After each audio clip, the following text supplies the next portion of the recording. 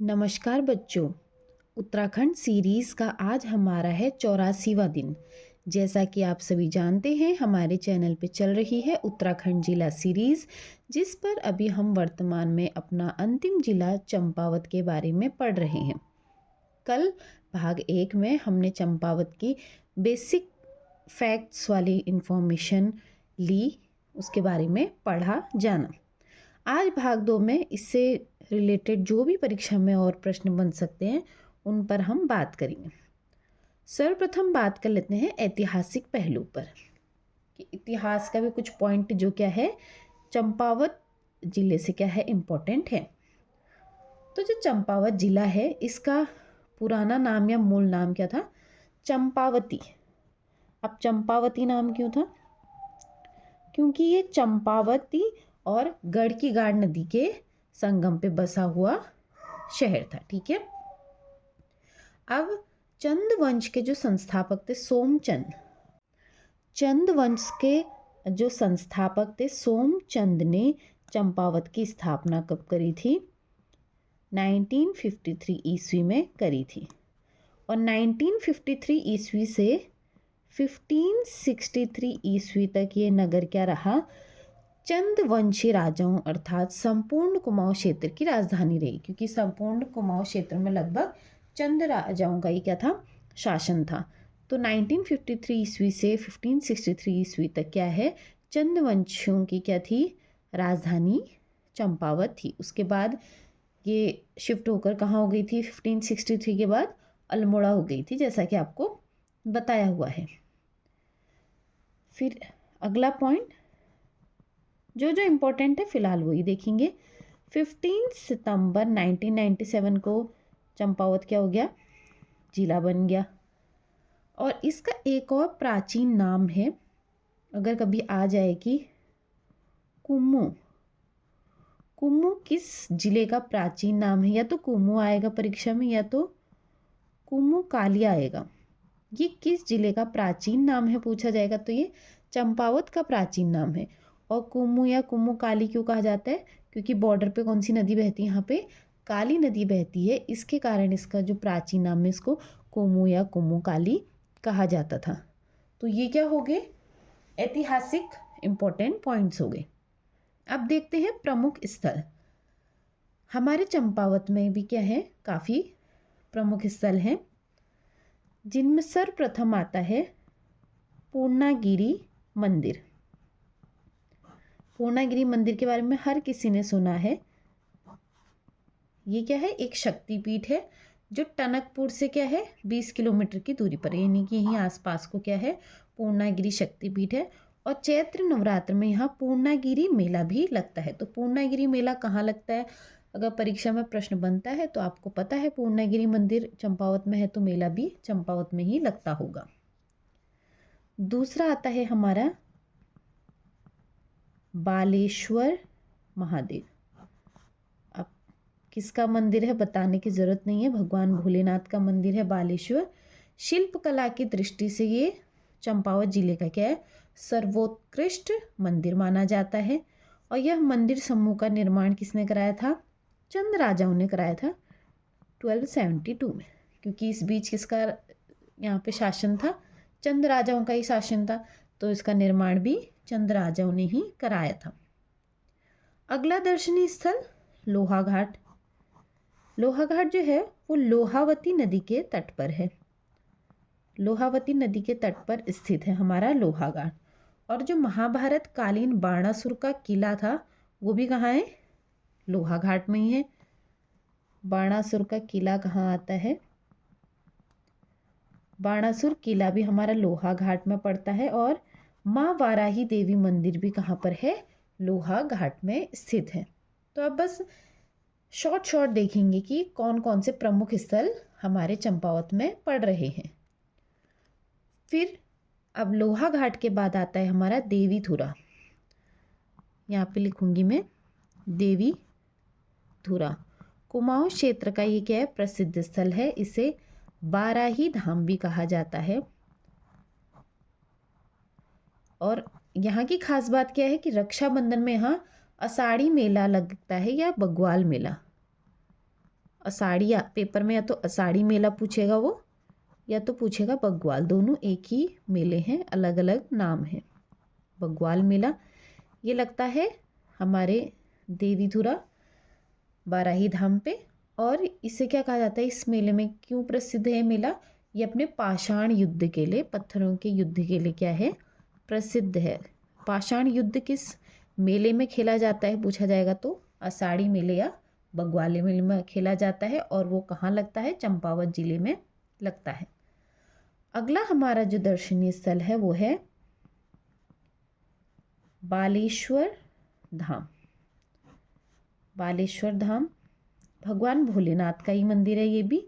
इसको भी चंद शासकों ने ही इसका क्या किया था, निर्माण किया था। इसके बारे में एक पॉइंट जो याद रखना है कि 1952 में राष्ट्रीय धरोहर स्मारक घोषित किया गया इसे।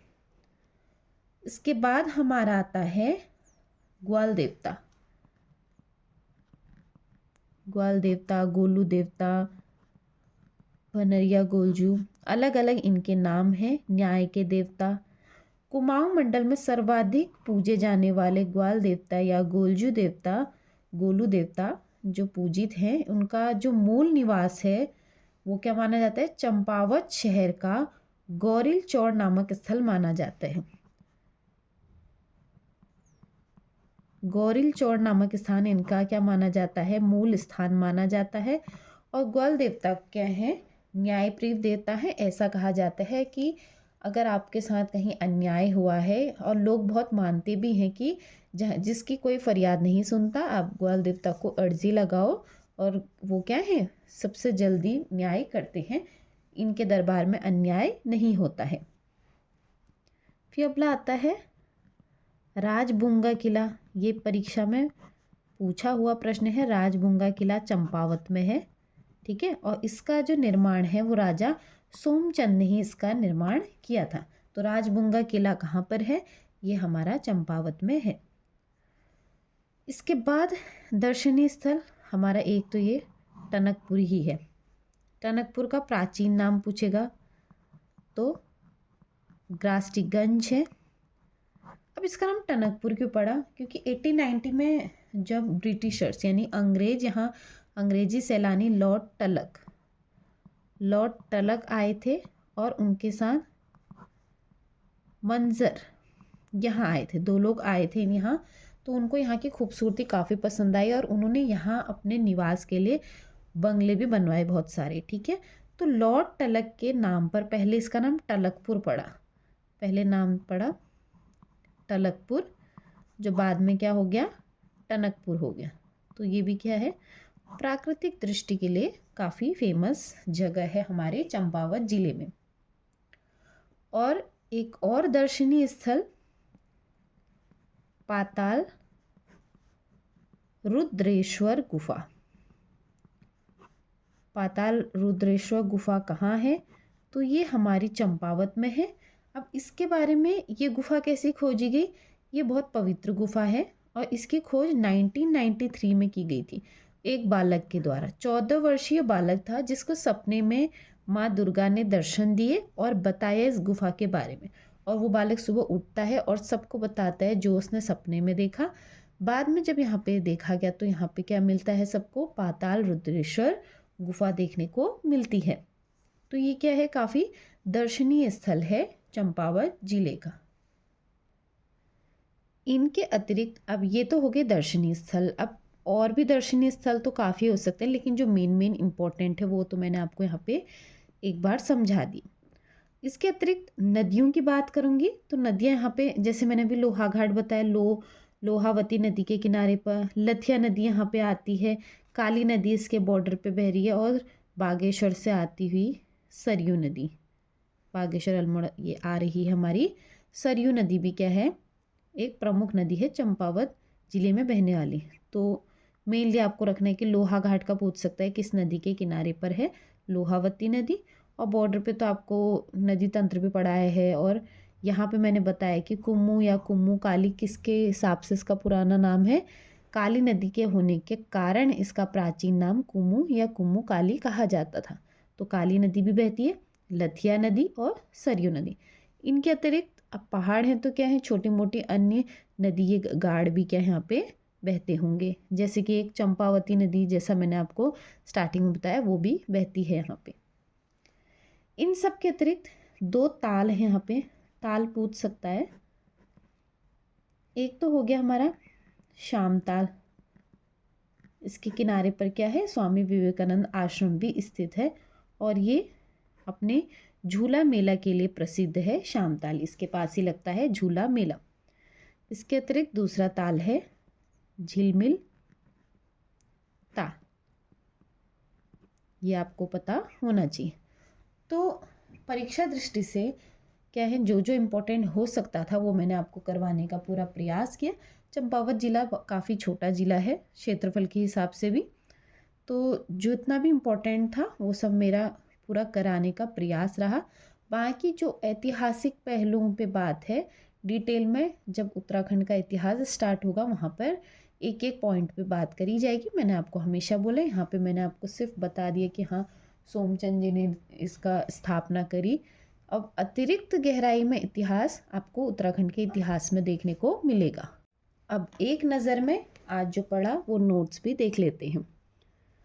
सबसे पहले इतिहास, पुराना नाम या मूल नाम चंपावती, किस वजह से, चंपावती व गढ़ की गाड़ नदी के संगम पे होने के कारण।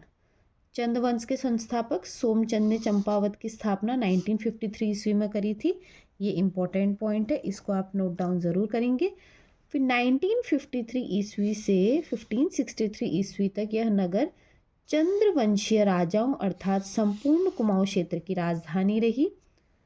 15 सितंबर 1997 को इसे जनपद बनाया गया। और एक और पॉइंट, काली नदी होने के कारण इसे कुमू या कुमू काली भी कहते थे और ये इसका प्राचीन नाम भी है। अगर परीक्षा में आ जाएगा कुमू किस जिले का प्राचीन नाम है, तो प्लीज़ चंपावत को ही टिक करके आपको आना है। उसके बाद हमने बात करी प्रमुख स्थलों पर। पूर्णागिरि मंदिर सर्वप्रथम। पूर्णागिरि शक्तिपीठ टनकपुर से 20 किलोमीटर दूर है।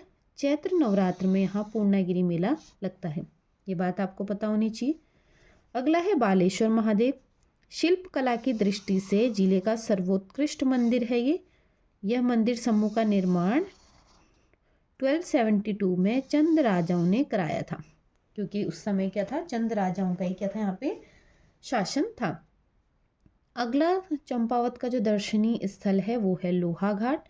लोहावती नदी के तट पर स्थित है। महाभारत कालीन बाणासुर का किला भी यहीं पर है और माँ वाराही देवी मंदिर भी यहाँ पे स्थित है। तो बाणासुर का किला भी इम्पोर्टेंट प्रश्न है और वाराही देवी मंदिर किस जनपद में है, चंपावत में है, ये भी इम्पोर्टेंट पॉइंट है।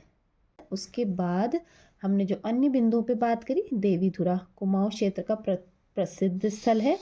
बाराही धाम। रक्षाबंधन में यहाँ आषाढ़ी मेला या बग्वाल मेला लगता है और पाषाण युद्ध इससे रिलेटेड है, ये आपको पता होना चाहिए। अगला दर्शनीय स्थल बालेश्वर धाम, भगवान भोलेनाथ का मंदिर, चंद शासकों द्वारा निर्मित, 1952 में राष्ट्रीय धरोहर स्मारक घोषित। अगला है पाताल रुद्रेश्वर गुफा। पवित्र गुफा पाताल रुद्रेश्वर की खोज 1993 में 14 वर्षीय बालक का स्वप्न में माँ दुर्गा के दर्शन एवं उसे गुफा के बारे में बताने के बाद हुई थी। फिर हमारा अगला दर्शनीय स्थल टनकपुर, प्राचीन नाम ग्रास्टीगंज था। 1890 में सैलानी लॉर्ड टलक एवं मंजर यहाँ आए थे, निवास किया, काफ़ी बंगले बनवाए और लॉर्ड टलक के नाम पर पहले टलकपुर बाद में टनकपुर नाम पड़ा इसका। अगला है राजबुंगा किला, चंपावत में है। इसका निर्माण राजा सोमचंद ने कराया था। किले किसी भी ज़िले के हो, छोटे हों चाहे बड़े किले हों, किले इम्पोर्टेंट हैं। जो भी ऐतिहासिक पॉइंट है वो भी क्या हो जाते हैं, परीक्षा दृष्टि से महत्वपूर्ण हो जाते हैं। इसीलिए मैं आपसे कहती हूँ जब मैं उत्तराखंड का इतिहास पढ़ाऊँगी तो एक एक बुक का जो भी निचोड़ होगा वो सब आपके सामने लेकर आऊँगी। अगला है ग्वाल देवता। कुमाऊं मंडल में सर्वाधिक लोक पूजित ग्वाल देवता का मूल स्थान चंपावत शहर का गौरील चौड़ नामक स्थल है। न्यायप्रिय देवता भी इनको कहा जाता है। इसके अतिरिक्त भी अन्य काफ़ी दर्शनीय स्थल चंपावत में होंगे। चंपावत एक बहुत खूबसूरत ज़िला है, लेकिन जो इम्पोर्टेंट ज़िले थे जो इम्पोर्टेंट दर्शनीय स्थल थे वो मैंने आपको यहाँ पे करवा दिए हैं। ताल या झील की बात करेंगे तो 2 ताल आपको चंपावत में देखने को मिलते हैं, एक शाम ताल, एक झिलमिल ताल। शाम ताल स्वामी विवेकानंद आश्रम स्थित है और झूला मेला के लिए क्या है, प्रसिद्ध है। दूसरा जो ताल है वो है झिलमिल ताल। तो यहाँ पे 2 ताल आपको चंपावत में देखने को मिलते हैं, शाम ताल और झिलमिल ताल। अगर परीक्षा में पूछा जाए कि किस जनपद में स्थित है, पता होना चाहिए। शाम ताल के पास स्वामी विवेकानंद आश्रम स्थित है और झूला मेले के लिए प्रसिद्ध है शाम ताल। उसके बाद हमने लास्ट में बात करी थी नदियों पर। नदियाँ बहती हैं लोहावती, लथिया, काली, सरयू नदी। ठीक है, इनका नदी तंत्र मैंने आपको पहले पढ़ा दिया है। तो इसी के साथ हमारा जो आखिरी जिला चंपावत है वो आज यहीं पर समाप्त होता है। मेरा प्रयास रहेगा कि कल के वीडियो में मैं 50 MCQs आपके लिए एक साथ लेकर आऊँ, ताकि क्या हो फिर हमारा जिला सीरीज़ समाप्त हो जाए और जो परीक्षा वाणी सीरीज़ है और सामान्य हिंदी के क्लासेस हैं वो क्या रहें, कंटिन्यू आपके लिए आते रहें। तो इसी प्रकार मेरे वीडियो को अपना बहुत सारा प्यार दें, ज़्यादा से ज़्यादा शेयर करें, ज़्यादा से ज़्यादा प्यार करें और मेरे चैनल पे जुड़े रहने के लिए आप सभी का पूरे दिल से बहुत बहुत धन्यवाद।